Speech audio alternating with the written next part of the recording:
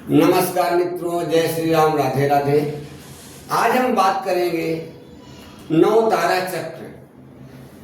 आपका जो जन्म नक्षत्र का जो नक्षत्र होता है जन्म कुंडली में, उसका जो 27वां नक्षत्र होता है अति मित्र होता है। और यह नक्षत्र आपके लाइफ में क्या घटित करता है, क्या बदलाव लाता है, क्या चेंजिंग लाता है, या जो चेंजिंग होता है आपके लाइफ में, ये 27 नक्षत्र करते हैं।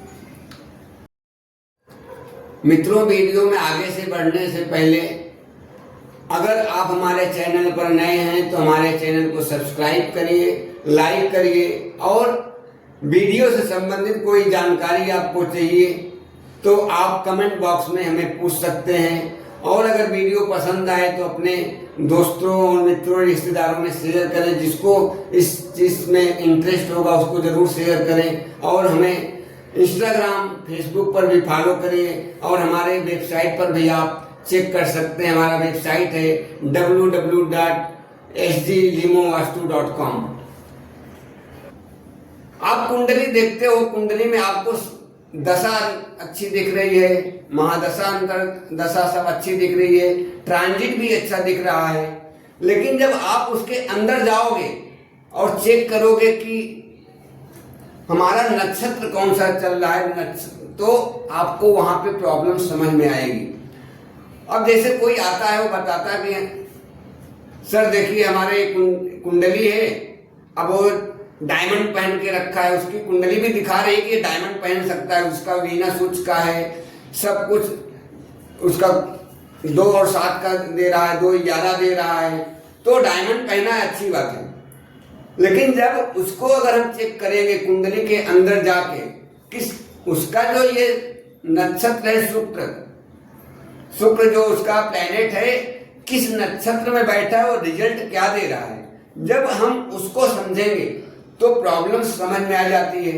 क्योंकि वह डायमंड तो पहन लिया है, और वो जो नक्षत्र है वो अगर वह विपद और डेंजरस में है, प्रत्यारी ऑब्स्टिकल्स में है, वध और डेथ का जो आपका रहेगा, मतलब आपके जन्म नक्षत्र से 3रा नक्षत्र, 5वां नक्षत्र और 7वें नक्षत्र में अगर वह वीनस बैठा है तो आपके लाइफ में प्रॉब्लम्स आएगी। आपका भले ही वीनस या जुपिटर या सन कोई भी उच्च का बैठा रहेगा तो आपको प्रॉब्लम्स आने ही वाली है, या आपको ध्यान देना रहेगा। अब हम बात करते हैं नौ तारा चक्र होता क्या है। नौ तारा चक्र ये है, हमारे ब्रह्मांड में 27 नक्षत्र हैं। 27 नक्षत्र के 9 प्लेनेट हैं। एक प्लेनेट को 3-3 नक्षत्र डिवाइड किए गए हैं। केतु को अश्वनी, मघा और मूल, शुक्र को भरणी, पूर्वा फाल्गुनी, पूर्वाषाढ़ा, सूर्य को कृतिका, उत्तरा फाल्गुनी, उत्तराषाढ़ा, चंद्रमा को रोहिणी, हस्त और श्रवण, मंगल को मृगशीर्षा, चित्रा और धनिष्ठा, राहु को आर्द्रा, स्वाति, सद्भिषा, गुरु को पुनर्वसु, विशाखा, पूर्वा भाद्रपद, और शनि को पुष्य, अनुराधा, उत्तर भाद्रपद, और बुध को अश्लेषा, ज्येष्ठा और रेवती। ये हमारे 3 डिवीजन में डिवाइड हो जाते हैं। अब आपको यहाँ पे समझना क्या है, जिस भी नक्षत्र में आपका जन्म होगा उस प्लेनेट की दशा आपकी स्टार्ट होती है। मान लीजिए आपका जन्म अश्विनी नक्षत्र में हुआ। अब यह कैसे देखेंगे, आप जब अपनी कुंडली किसी भी ऐप से बनाएंगे या पंचांग से बनाएंगे, तो आपका जब जिस जन्म हुआ है, जिस नक्षत्र में हुआ है, जिसमें चंद्रमा बैठा रहेगा, जिस नक्षत्र में, वो आपका नक्षत्र होगा। फिर उस नक्षत्र का जो लॉर्ड रहेगा, स्वामी रहेगा, वह प्लेनेट, वहां से आपकी उसकी महादशा स्टार्ट होगी। अभी के लिए छोड़ दो कि कौन से चरण में है, पहला चरण, दूसरा चरण, तीसरा चरण, चौथा चरण, 4 चरण के नक्षत्र होते हैं। हम आगे किसी वीडियो में आपको वो भी समझाएंगे, बात करेंगे। फिर अब ये जो 9 चरण है, वो 4 चरण है, 9 प्लेनेट हैं। और 27 नक्षत्र के 3 डिवीजन।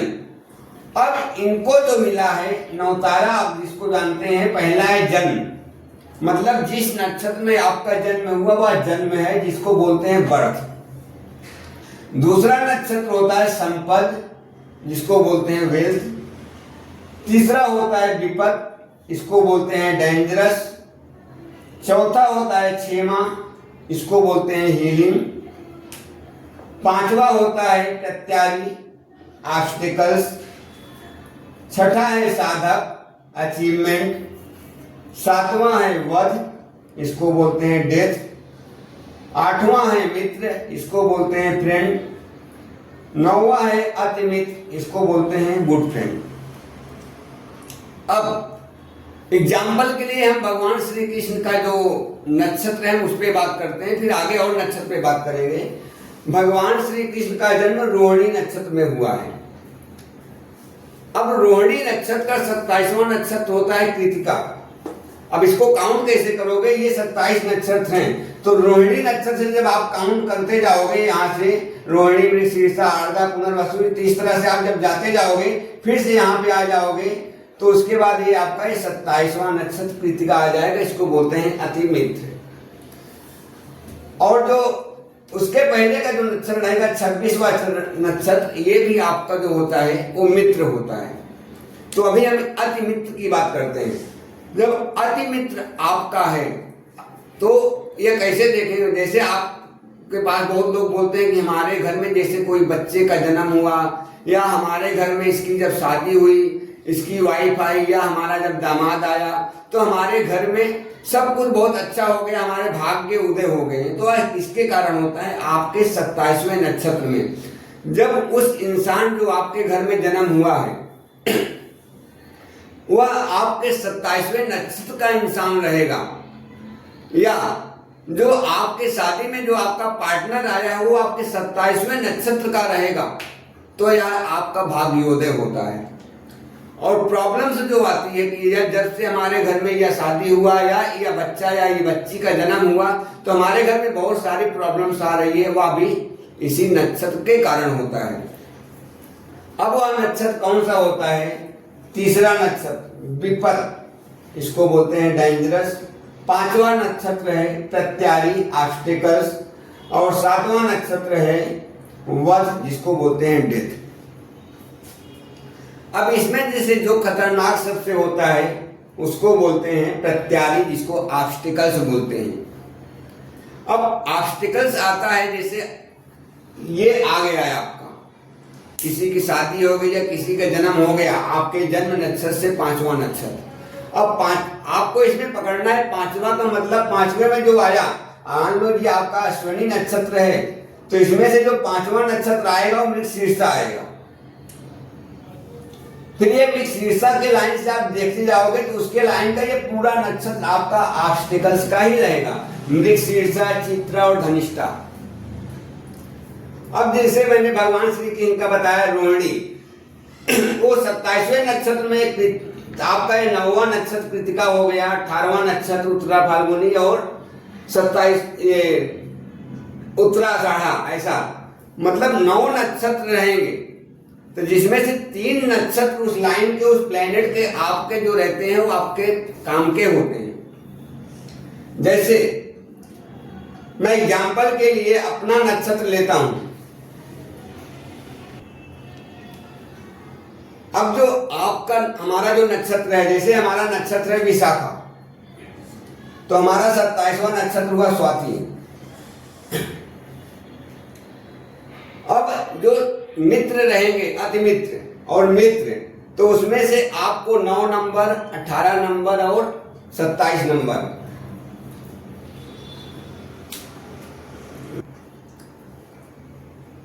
अब यहाँ पे हमारा जो विशाखा नक्षत्र है उसका 27वां नक्षत्र स्वाति हुआ, 9वां नक्षत्र सद्भिषा हुआ और 18वां नक्षत्र आर्द्रा हुआ। तो ये आपके जो नक्षत्र हैं ये आपके लिए शुभ है, मतलब ये अतिमित्र में आएंगे। अब दूसरा, अब जैसे आपके घर में किसी का जन्म हुआ वह विपद, आपके विपद मतलब दूसरे तीसरे नक्षत्र में जन्म हो गया, पांचवें नक्षत्र में जन्म हो गया और सातवें नक्षत्र में जन्म हो गया, तो ये आपके घर में प्रॉब्लम क्रिएट करेगा। अब जैसे भगवान श्री कृष्ण को आप देखते हैं कि उनका जन्म हुआ रोहिणी नक्षत्र में, तो रोहिणी का 27वां नक्षत्र कृतिका है। अब कृतिका नक्षत्र का जो मेटल्स है और उसका जो वनस्पति है बांस है, पक्षी मोर है, तो आप देखते हैं वह सिर पे अपने मोर का पंख लगाते हैं, हाथ में बांसुरी लिए रहते हैं और हाथ में सुदर्शन चक्र है। तो उसी तरह से अभी जैसे मान लीजिए आपका विशाखा नक्षत्र है, तो आपका 27वां नक्षत्र स्वाति हुआ, तो स्वाति नक्षत्र का जो वनस्पति होगा अर्जुन होगा, अर्जुन का पेड़, उसका जो जानवर रहेगा बर्ड वो रहेगा, मेल बफेलो रहेगी,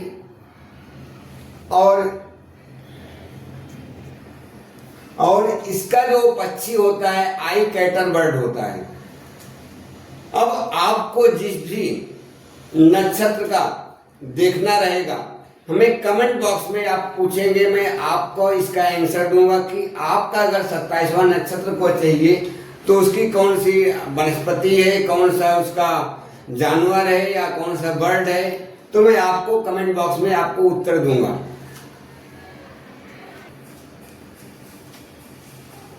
अब हम समझते हैं तीसरा नक्षत्र, पांचवा नक्षत्र और सातवें नक्षत्र के बारे में।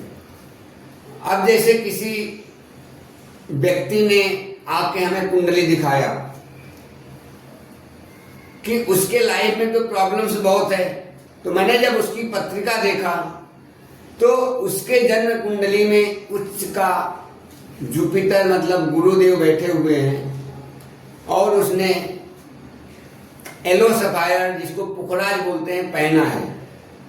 तो कुंडली देख के तो समझ में आया कि भाई हाँ इनको तो पहनना बनता है, और उनकी दशा भी गुरु की ही चल रही है, पर प्रॉब्लम्स बहुत सारे आ रहे हैं। तो वह देखने पे मालूम पड़ा कि जो गुरु है वह उसके डेंजरस विपद के नक्षत्र में बैठे हुए थे और दशा भी वही चल रही थी और ट्रांजिट में भी सेम नक्षत्र, तो जिसके कारण उनको बहुत सारी प्रॉब्लम्स स्टार्ट हो गई। बिजनेस में प्रॉब्लम आने लगा, जॉब चली गई, घर में बहुत सारे लड़ाई झगड़े होने लगे। या जब हम इसको अंदर से देखेंगे तो आपको ये समझ में आएगा कि इसकी जो कहाँ पे प्रॉब्लम्स आ रही है। तो यह एक नक्षत्र से आप डिसाइड करेंगे कि नक्षत्र कौन से नक्षत्र की दशा चल रही है, कहीं वह विपद प्रत्यारी या वध की दशा में वह प्लेनेट तो नहीं बैठा है जिसकी महादशा अंतरदशा या प्रत्यंतर चल रही है, या ट्रांजिट में वह दशा आ गया है, तो वह ऐसी प्रॉब्लम्स देगा। अब हम नेक्स्ट वीडियो में बात करेंगे कि आप किस तरह से अपने नक्षत्र को एक्टिवेट करके उस नक्षत्र की से आप अपने लाइफ को अचीवमेंट ले सकते हैं, आपकी प्रॉब्लम सॉल्व हो सकती है। बस आज के लिए इतना ही। नमस्कार, जय श्री राम।